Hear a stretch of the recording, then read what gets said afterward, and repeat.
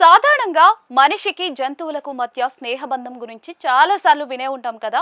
నిజ జీవితంలో అలాంటి దృశ్యాలు చాలా అరుదుగా కనిపిస్తూ ఉంటాయి. అయితే అలాంటి సన్నివేశం కనిపించినప్పుడల్లా కూడా మనసుకు ఎంతో హాయిగా అనిపిస్తూ ఉంటుంది.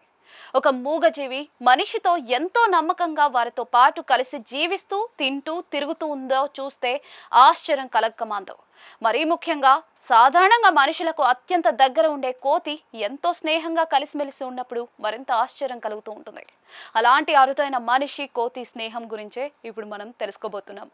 ఈ ఆసక్తికరమైన ఘటన కర్ణాటకలో వెలుగు చూసింది.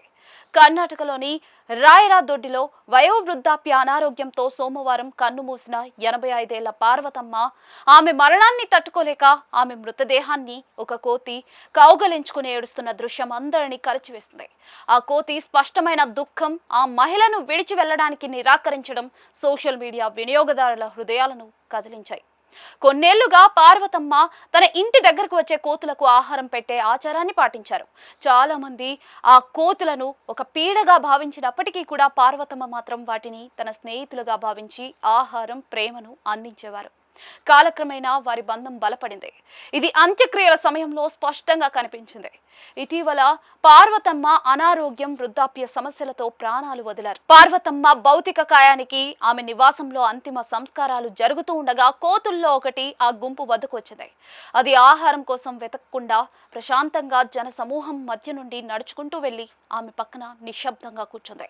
తనను ఇంతకాలం కాపాడిన ఆ మహిళతో బహుశా ఇదే చివరి క్షణం కాబోలు అన్నట్లుగా ఆ కోతి తన తలను పార్వతమ్మ తలకు ఆనించి కన్నీళ్లు కార్చింది. ఇందుకు సంబంధించిన వీడియోను సోషల్ మీడియాలో షేర్ చేయడంతో వైరల్ గా మారాయి. ఈ వీడియోపై నెటిజన్లు స్పందిస్తూ ఎవరైనా తమ పట్ల దయ చూపినప్పుడు జంతువులు దాన్ని ఎప్పటికీ మర్చిపోవని సోషల్ మీడియా వేదికగా పేర్కొన్నారు. ఆ కోతి ఆమెను కౌగలించుకున్న తీరు ప్రేమ మాటలకు, జాతులకు అతీతమైందని చూపిస్తోంది అని ఒక వినియోగదారు వ్యాఖ్యానించగా, మరొకరు అవి నిజమైన మనుషులు, కానీ మనం వాటిని జంతువులని పిలుస్తాం అని అన్నారు. ఇదిలా ఉంటే అంతకు ముందు కూడా ఒక ఆవు ఓ చిరు వ్యాపారి పట్ల ఎంతో ప్రేమగా మెలిగింది. ఇందుకు సంబంధించిన వీడియో సైతం అప్పట్లో తెగ వైరల్ అయింది.